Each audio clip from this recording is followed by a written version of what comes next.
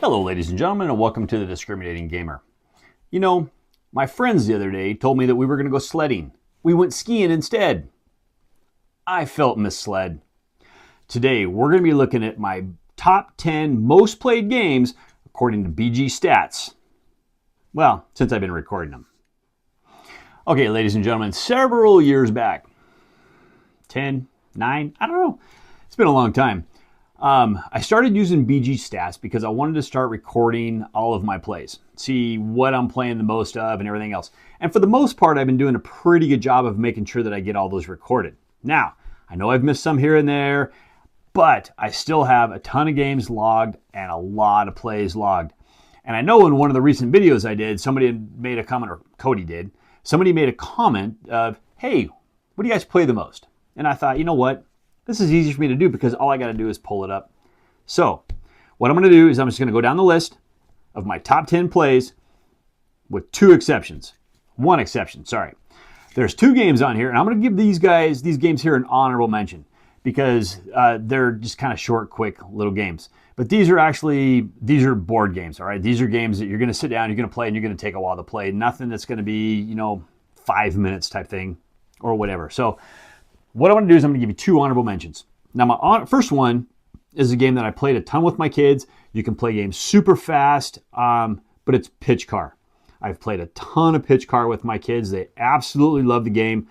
But, it's one of those games that, oh, man, I can sit there and I can set up a map and play 20 games really, really fast in an evening. So I'm going to call that an honorable mention just because of that. The second one I'm going to do an honorable mention is Magic the Gathering. Magic the Gathering was a game that I used to play a lot way back in the early 90s.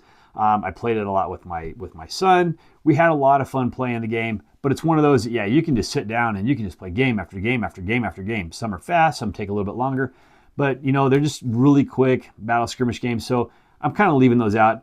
I'm leaving this list more for board games. You're going to open it up, you're going to set it up, you're going to play your traditional board game types. So, all right. So with that caveat out of the way, let's look and see what I have recorded.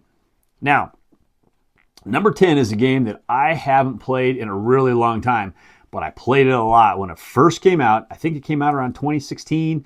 It's a cooperative game. It's a game based off of a computer game, League of Legends. We're talking about Mechs vs. Minions. Now, when Mechs vs. Minions first came out, I loved it. I played it a lot. I loved the campaign. I went through it a couple different times. I really loved the way the mechanics of the game played. It was just a lot of fun. I wore my game out. I know I played through it on a buddy of mine's game set. I've played through it on my set. It's just been a whole lot of fun. I haven't played it in a long time, and I don't know if I'm ever going to play it again because I've played it, but I don't remember a lot of it. I remember having a lot of fun with it, so I might actually dig it back out and play it again. But there you go. My number 10, Mechs vs. Minions, and that is by Riot Games. All right. My number 9 is a game that I've been playing for a few years now. It's one of my all-time favorite games. There's still new stuff coming out for this game all the time, and it's one of my favorite themes in board gaming, and that is Cthulhu Death May Die. I absolutely love Cthulhu Death May Die. I have all of it. I'm on the latest Kickstarter. The stuff hasn't even been produced yet. I really, really love Cthulhu Death May Die. I love the campaigns. I love the scenarios. The campaign's okay. You can play through all the different missions in order and stuff like that. The stories, it's kind of there, but I just like playing through the scenarios. I like how you can intermix the old ones with each scenario, so everyone's going to play different. There is a ton of investigators that you can play with. I absolutely love the game. It's just one of my favorite games of all time, and it's one that I'm going to keep on playing. As long as I keep pumping out information or more and more stuff for it, I'm probably going to keep buying it, but I think I might have enough by now, so do I need more? I don't know. We'll see once I finally get through the rest of the stuff, because I still got some stuff that I haven't played in a long time, and I kind of want to get through that too, so we'll see. But there you go. That is my number 9, Cthulhu Death May Die by Come On. All right. My number 8 is a game that came out a couple years ago, and this is another one of my themes that I absolutely love, one of my favorite themes in gaming, okay, and that's racing games. I absolutely love racing games. I can play them and play them and play them. And I know I have racing games that I've played more than this one, but I've never logged them, okay? But I'll mention those here when I'm done. But this is probably one of the newest games to the racing genre that I've played, and that's Heat Pedal to the Metal, okay?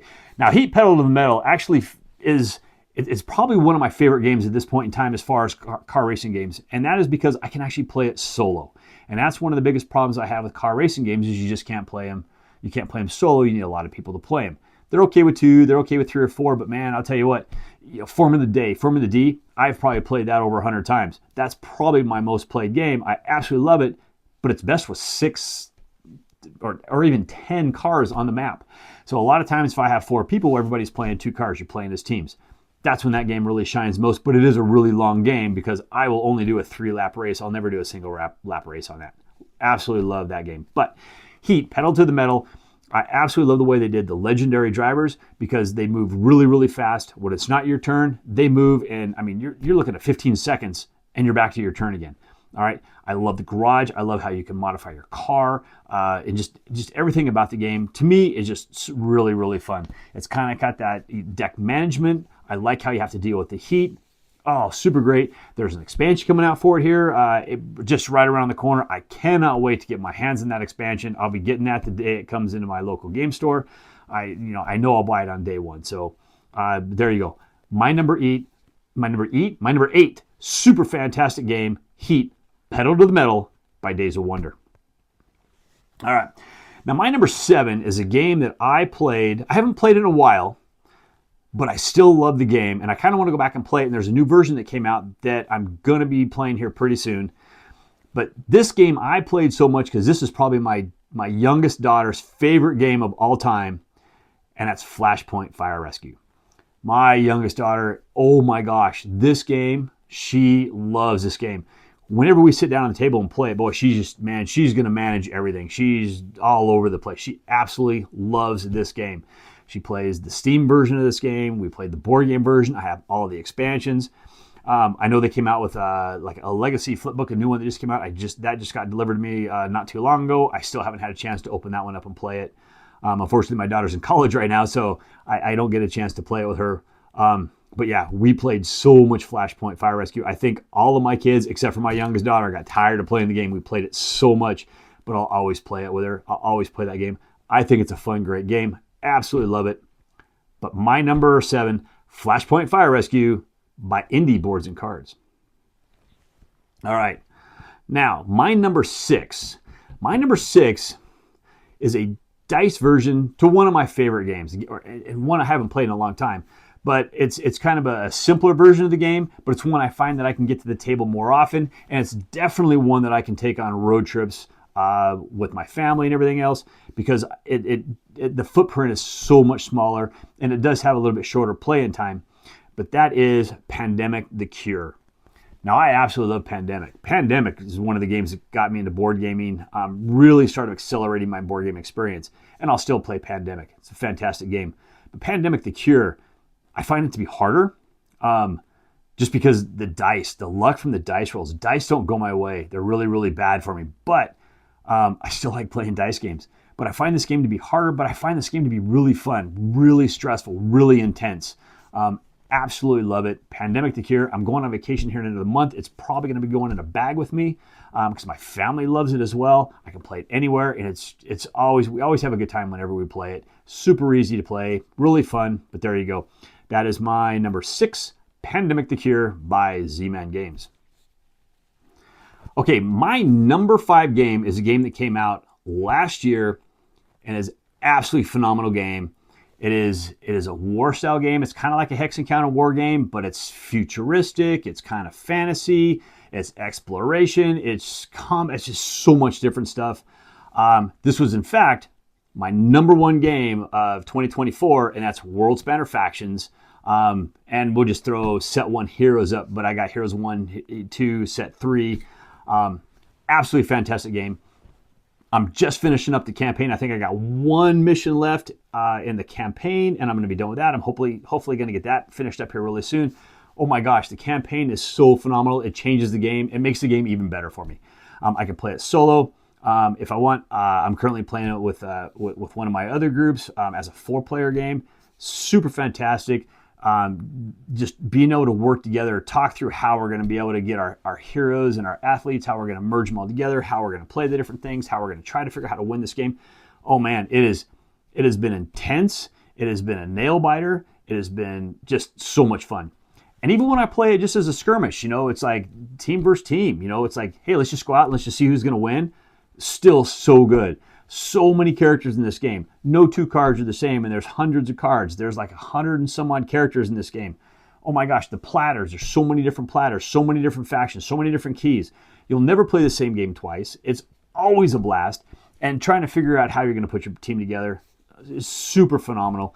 I can never recommend this game enough, but that is my number 5, World Spanner Factions. That is by World Spanner. All right. My number 4 game. Oh, now this is actually quite funny. My number 4 game is actually my number 1 game of all time, and that is Duel of Ages 2. Now, Duel of Ages 2 is what came before World Spanner Factions. So World Spanner Factions was basically a re-implementation of Duel of Ages 2, but they kind of changed it from the Ages piece into the Factions piece and modified it. But Duel of Ages 2 is absolutely phenomenal because I really, and I still love this game, because it takes all the different characters, and rather than having the factions like the new one, but it has them in different ages. So you're going to have, you're going to have your futuristic guys, your Martians, but then you're going to have, like your Annie Oakleys, and you're going to have your historical characters, and some of those, you got all your fictional characters. But the platters themselves are also based off ages, along with the keys themselves. So if you can happen to get a character of a certain age onto a platter of its same age, it's going to get bonuses. So when you're adventuring in those particular keys, they get their bonuses. So it's a really, really good building as far as trying to build up your forces and your team, because you're looking at the different ages. So even though World Spanner Factions and this one here kind of play very similar, it's really, to me, it's kind of a different game, because you really have to think differently on how you're going to put your team together to play this game, because you really have to pay more attention to the different ages. Because if you got a bunch of characters from one age, but you got no platters and no keys of their age on the map, you're going to be at a serious disadvantage. So you really got to pay attention to that. You don't have all those problems with World Spanner. So and that's why I like it. Or actually, I love the game. But Duel of Ages 2, my number 1 game of all time, as of the last time I've done my top 10 games of all time. But there you go. Number 4, Duel of Ages 2, and that is also by World Spanner. It's kind of funny that they came out that way. All right, my number 3 most played game, and the reason this is the number 3 on my list is because I have been playing this game a ton with my dad. Okay, and that is Memoir 44. My dad, this is his favorite game of all time.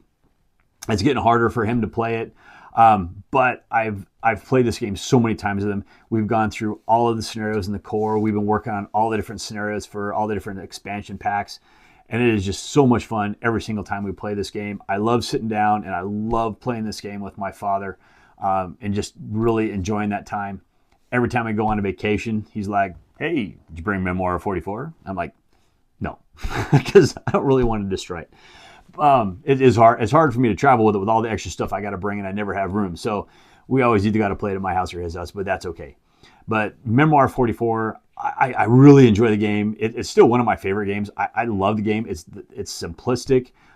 It's easy and fast to get to the table. It's easy to teach. It's fun to play. I've played it a ton, and I absolutely love the game. And I'll play it with my dad all the time. I truly love the experience of playing this game with my father. So there you go. My number 3 most played game, Memoir 44 by Days of Wonder. All right. My number 2 game is one, oh man, I've played this one a ton. I actually played this one in its early development stages as well. So I think that's where I got a lot of my plays in. But this is a game, it's been out for a while. This is one of the biggest games in the board game industry at this right now. I mean, it's not only biggest, but size-wise, it's almost the biggest in the content and everything else. But this is Gloomhaven. All right. Now, Gloomhaven, I was lucky enough I got to play a lot of the, when it was still in development, I got to do a lot of the beta testing and stuff on that for 2-player modes. I had a lot of fun doing that. I really hope that, some of the stuff that I did on that really helped out. It's been a great game. I've played through the majority of the campaign with one of my other groups. We never finished it, For some reason, I can't remember why. It's one I would still like to get back, and I'd still like to finish it. I still have not played Frosthaven. But yeah, Gloomhaven I would like to get back, and I'd like to finish it one of these days because I think we got most of the way through it. We're, oh my gosh, so many games into that thing. There can't be that much more left as much as we played it. But Gloomhaven is just a phenomenal game. I mean, I really love the card system on it. I mean, trying to figure out how the cards are going to work and how when you level up your cards, how are you going to, how can you make the combinations work even better for you? Now, the one nice thing I do like about the game, and the one thing about it is, you kind of get to the point where you know your character so well that it's like whenever you go into a dungeon, like, okay, I've now figured out my most successful combination. And that's what you're doing. It's like you're trying to figure out what is the best way and the most efficient way that I can play this character, that I can do the most combo, and I can get through everything. If you can figure that out, the game actually seems to play a whole lot easier because, I mean, it's that whole min-max thing. You're maximizing your damage, you're maximizing everything else, and you can get through it.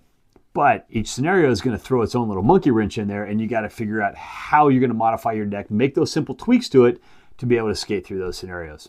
So, but there you go. My number 2 most played game of all time, Gloomhaven by Cephalair Games. All right, down to the bottom, my number 1 game of all time. And I'll guarantee you, I've played this game way more than what BG Stats has got this thing listed at. I have been playing this game since, oh my gosh, I've been playing this game since the mid-'80s. Okay, this game has been around a super long time. It is still going strong. As a matter of fact, I think it is bigger today than it's ever been before. There's still a weekly game group. I used to be part of it here locally until I started working with Cody here. But that is Battletech. I have played Battletech so much. I love, love, love Battletech. Battletech is so much fun. I have just tons of mechs. I have a couple hundred of them by now. At least half or more than half of them are painted, and it's just so much fun. Catalyst Games took it over several years back, and they have just been doing a phenomenal job keeping this game going. And if I remember right, the last time I checked, from the time this game originally came out to what the rule set is right now. And we're talking, this game's been out, 40 years or more now? As long as this game has been out, they've only changed less than 10% of the rules on this game. So the game really hasn't changed. If they just streamlined it. They just kind of meshed things up. They've kind of tightened things up a little bit and clean. And it's oh my God, it's just so good. I haven't gotten to play it in a long time. I miss playing the game, but I absolutely love it. You build your team, you get out there with your mechs, and you just start blowing stuff up. Oh my God, it is so much fun. It is. I make more noise. I'm hooting and hollering more in this game than I think any other game I play. I'm always on my edge. I'm always going for that headshot. I'm always trying to prevent the headshot on myself, and most of the time I die. It's just how it is. But it's just so much fun. Just absolutely so much fun.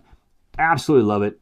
But there you go. That is my number 1 most played game, according to BG Stats, Battletech. And that's by Catalyst Games. All right, ladies and gentlemen, there you go. According to BG Stats, as long as I've been logging games, and it's got to be pushing 10 years by now. That is my list of the most played games that I've been logging. And like I said, those earlier years, I think I forgot to log a whole bunch of games, or I lost some games. I don't really know. But, I've been trying to keep track for a long time. And a lot of times now I don't have as much time to go back and play some of those games that I like to play. All the games on this list, and even the games, up through 20 and 30 are games I absolutely love. And I want to get to the table more often. I just don't have as much time to do, to play those games repeatedly as much because I'm always trying to play the newer stuff and whatnot. I do have a group set off to the side that's usually on my Mondays, and that's where I get to play a lot of this older stuff. So it's not as much as I want, but I still enjoy that time that I get to play those games. So there you go. But hey, let me know down below in the comments. Tell me, what are your top 10 most played games of all time? Or do you use BG Stats? Do you record your plays as well? What are you playing the most? Tell me what you want to play the most. I love to hear that as well. I've got a bunch of games that I really want to play a whole bunch more. I would love to see them just jump on the top 10 on this chart. I just don't have time to play them all. But there you go. Let me know. Let me know your list down in the comments below. And I would love to hear it. I'd love to see what it's going to be. And hey, maybe we're going to sync up on some of those games as well. Well, thank you once again for watching The Discriminating Gamer. As always, we please ask that you leave a comment down below on YouTube, on Board Game Geek, on Facebook, on X. We also please ask that you like and subscribe to us on all of those platforms. That way you can see the latest content that we put out, and you can stay up to date with us. And we'd love to hear from you guys as well. And also, ladies and gentlemen, if you enjoy the content that we provide you here, we humbly ask that you click on the Super Thanks button and leave a tip. So, what do you call a mouse that swears? A cursor. Please somebody help me on my feet again. And I don't know where I'm going, and I don't know where I've been. Please somebody help me on the solid ground. It's a long time, and I'll be dying. Once a year I wind up in the band. I love pizza.